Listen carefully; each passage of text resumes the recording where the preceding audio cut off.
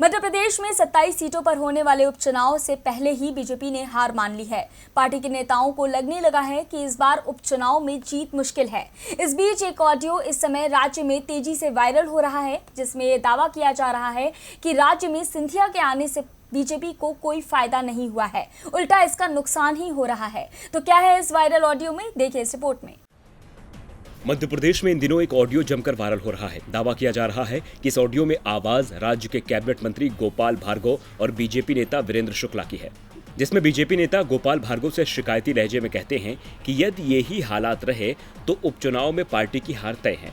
ग्वालियर पूर्व सीट से बीजेपी के टिकट पर चुनाव लड़ने की तैयारी कर रहे मुन्ना लाल गोयल का नाम लेते हुए वीरेंद्र शुक्ला ने कहा कि यदि गेस्ट टीचर्स की मांगों पर सरकार ने विचार नहीं किया तो ये तय मानिए कि मुन्ना लाल गोयल चुनाव हार जाएंगे। बीजेपी का घमंड ही उसे ले डूबेगा।